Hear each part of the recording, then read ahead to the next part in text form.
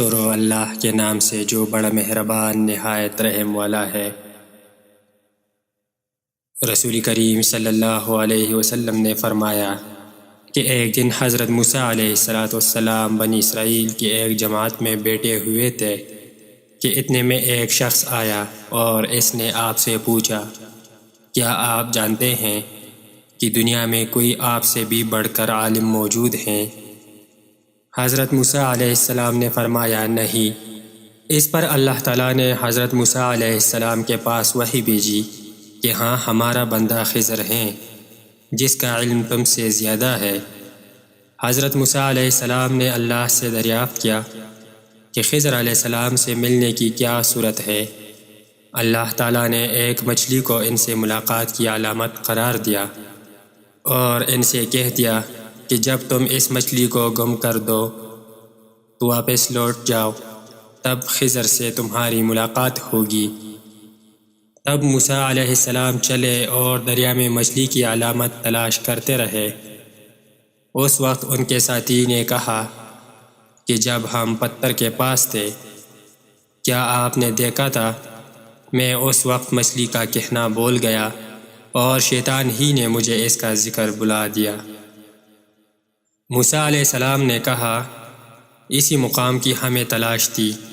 تب وہ اپنے نشانات قدم پر پچھلے پاؤں باتیں کرتے ہوئے لوٹے۔ وہاں انہوں نے خضر علیہ السلام کو پایا۔ پھر ان کا وہی قصہ ہے جو اللہ نے اپنی کتاب قرآن مجید میں بیان کیا ہے۔ صحیح بخاری حدیث نمبر 74۔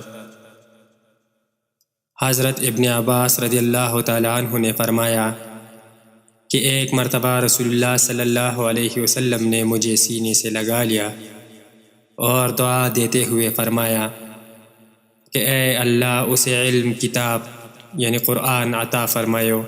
صحیح بخاری حدیث نمبر 75۔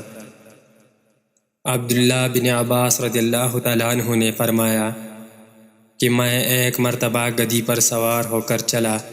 اس زمانے میں بلوغ کے قریب تھا۔ رسول کریم صلی اللہ علیہ وسلم منی میں نماز پڑھ رہے تھے اور آپ کے سامنے دیوار کی آڑ نہ تھی، تو میں بعض صفوں کے سامنے سے گزرا اور گدھی کو چھوڑ دیا۔ وہ چرنے لگی جبکہ میں صف میں شامل ہو گیا، مگر کسی نے مجھے اس بات پر ٹوکا نہیں۔ صحیح بخاری حدیث نمبر 76۔ محمود بن ربیع فرماتے ہیں کہ مجھے یاد ہے کہ ایک مرتبہ رسول اللہ صلی اللہ علیہ وسلم نے ایک ڈول سے منہ میں پانی لے کر میرے چہرے پر کلی فرمائی اور میں اس وقت 5 سال کا تھا۔ صحیح بخاری حدیث نمبر 77۔